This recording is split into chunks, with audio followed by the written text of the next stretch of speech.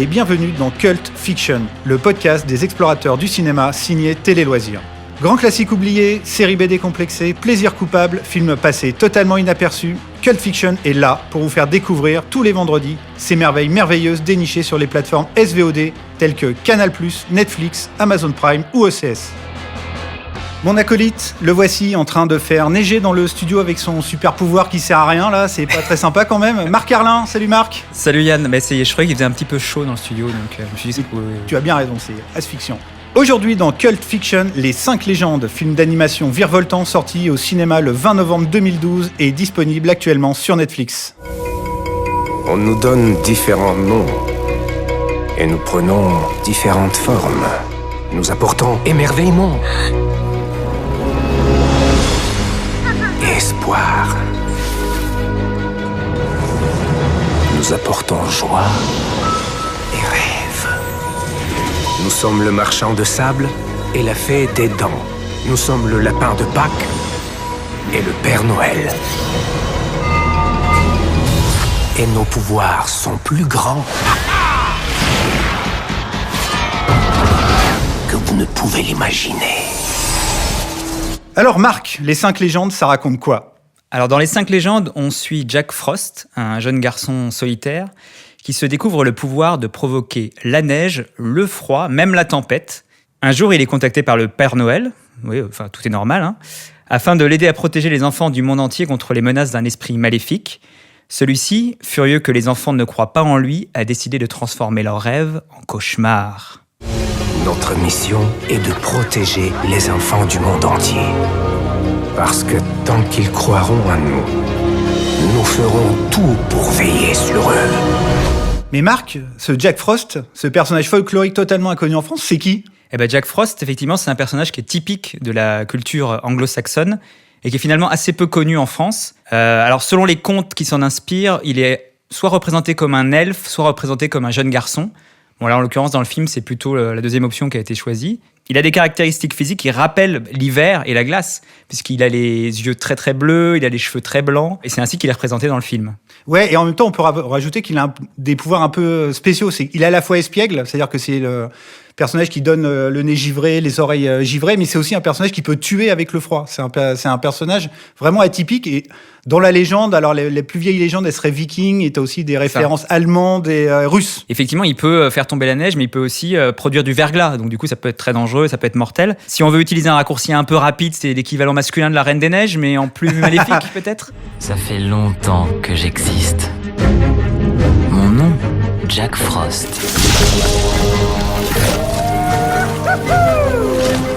J'aime être libre. Pas de règles, pas de responsabilités. Un pur bonheur.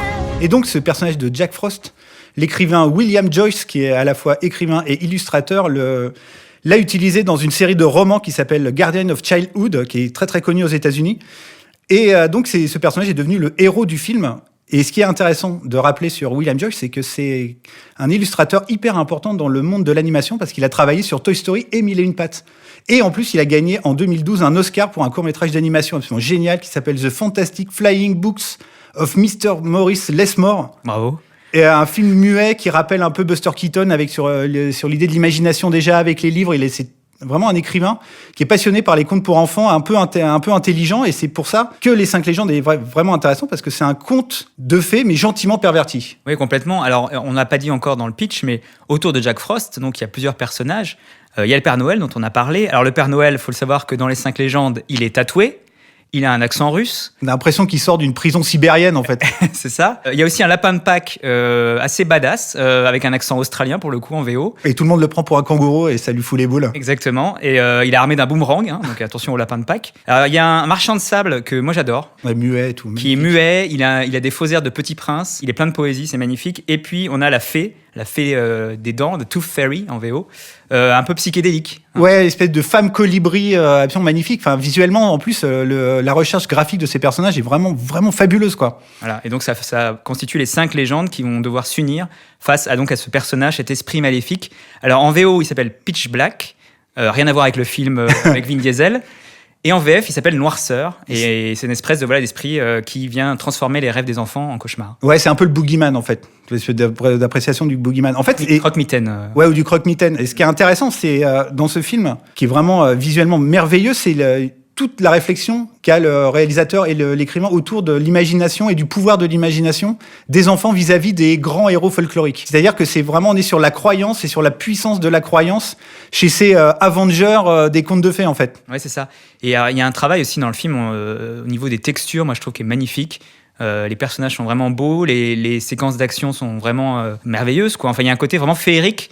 Et en même temps, il y a cette idée magnifique au centre du film qui est en fait que quand un enfant cesse de croire dans un personnage mythologique, ce personnage cesse d'exister finalement. Ouais, perd complètement ses pouvoirs, mais c'est une idée absolument géniale. Et en même temps, il y a un côté tragédie quelque part dans le personnage maléfique qui a envie quelque part de se raccrocher aux enfants, mais en même temps en les détruisant. C'est un truc, c'est vraiment hyper intéressant, hyper intelligent. C'est très beau ça, parce qu'effectivement le méchant entre guillemets est assez complexe là-dessus, quoi. Enfin, c'est un méchant anglais avec l'accent anglais joué par Jude Law dans la version originale. Évidemment, tous les Anglais sont maléfiques. Ce rêve est terminé. La peur va enfin régner sur le monde. Jamais la menace n'a été si grande. Alors, nous nous battrons.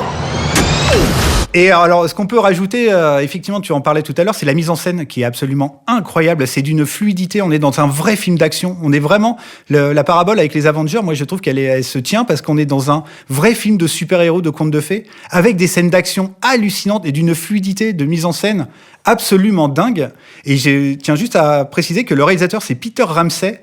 Et Peter Ramsey, c'est le réalisateur de Spider-Man New Generation en 2018 et il a eu l'Oscar du meilleur film d'animation pour ça. Et on sent vraiment le génie de ce mec, quoi. C'est un immense réalisateur de films d'animation. Et en fait, il a commencé en tant que storyboarder, donc il créait les storyboards pour des dizaines de films. Il a travaillé pour Spielberg, il a travaillé pour David Fincher, il a travaillé même sur Independence Day. Et en termes de découpage, ça se sent, je trouve. Ah oui, mais c'est un film est vraiment remarquable à ce niveau-là. Ouais, t'as vraiment l'impression quasiment de voir un film live. Il y a une fluidité, t'es jamais perdu et en même temps, t'as un nombre de scènes de bravoure, t'as un combat de sable, d'animaux en sable entre le boogeyman et justement le marchand de sable, qui est d'une beauté. En fait, t'as l'impression que les graphistes, ils avaient découvert la texture du sable au moment où ils ont fait le film, donc t'en as tout le temps dans le film. Mais c'est magnifique, c'est d'une poésie assez dingue. Et il avait aussi travaillé sur Monstres et Aliens. Il avait fait un court-métrage DreamWorks là-dessus. C'est un réalisateur vraiment intéressant. Il émane du film une légèreté folle, une magie visuelle vivifiante, une atmosphère pleine de mystère qui ne prend jamais ses spectateurs pour des abrutis décérébrés. Tout à fait. Tu penses à d'autres dessins animés, c'est ça ? Ou une firme aux grandes oreilles. Oh là là, arrête de taper sur donc voilà, non, c'est vraiment un film très beau qui fonctionne, je pense, aussi bien sur les petits que sur les grands. Moi, j'ai un petit bémol juste au début du film. J'étais un petit peu choqué par choqué, c'est un peu un long terme, mais j'étais un petit peu gêné par l'animation du Père Noël que je trouvais qui faisait un petit peu cinématique de jeux vidéo. Ah, d'accord, je vois ce que tu veux dire. Tu vois ? Et après, ça se dissipe au fur et à mesure du film, une fois qu'on apprend à connaître le personnage. Pour revenir à Jack Frost, ce qui est vraiment intéressant avec son personnage, c'est vraiment son origin story, où le film commence là-dessus, sur un drame, on sent c'est un enfant en train de se noyer, et il devient un héros folklorique, il devient Jack Frost. Et donc, c'est aussi son combat intérieur pour accepter son statut sa perte de statut d'être humain et son statut de nouvelle légende. Enfin, c'est vraiment hyper intéressant. Au début du film, il ne veut pas participer, en fait, avec les autres, en fait. Et il ne sait pas trop où est sa place. Et c'est aussi, effectivement, un film sur la quête d'identité.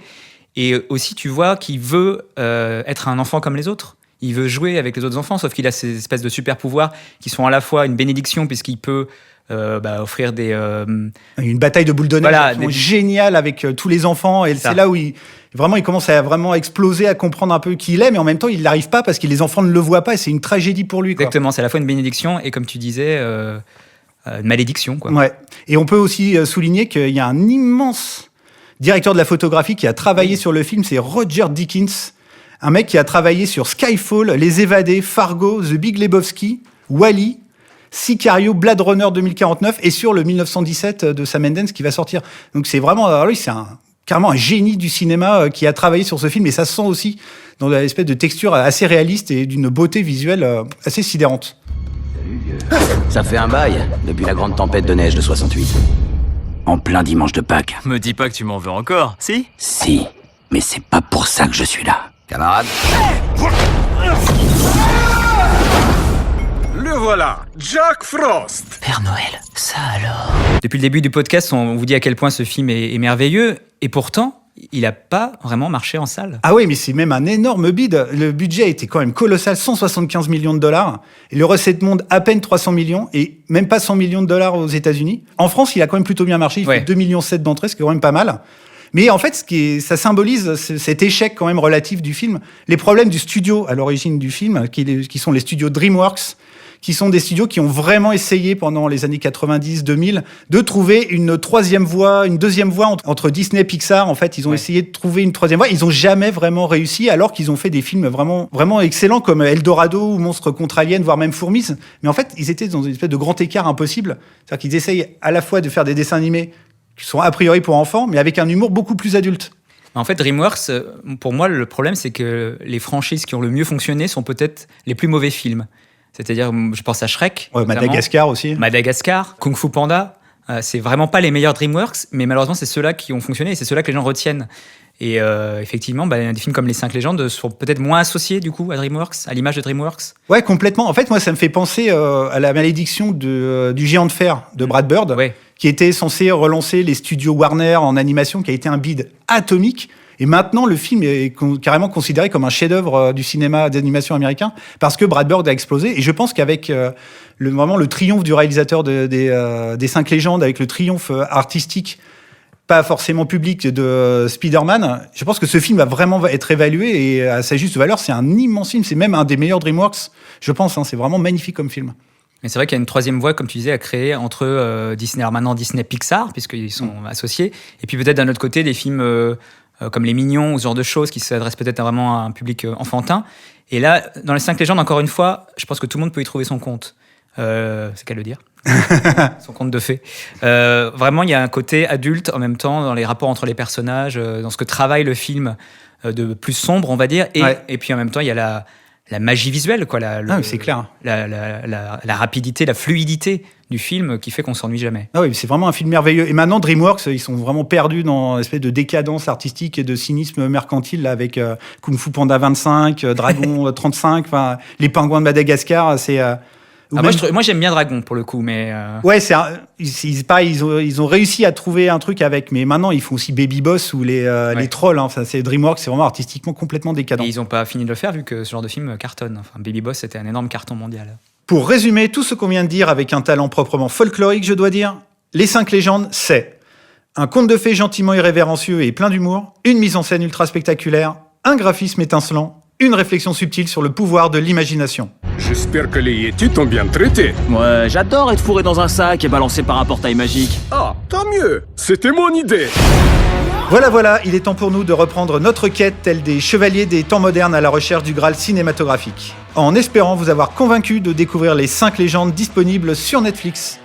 On se retrouve la semaine prochaine pour parler d'un film complètement différent. Salut Marc. Salut Yann, salut tout le monde. Et bonjour chez vous. Vous pouvez retrouver Cult Fiction sur les plateformes Deezer, SoundCloud, Pipa, Podcast Addict et Apple.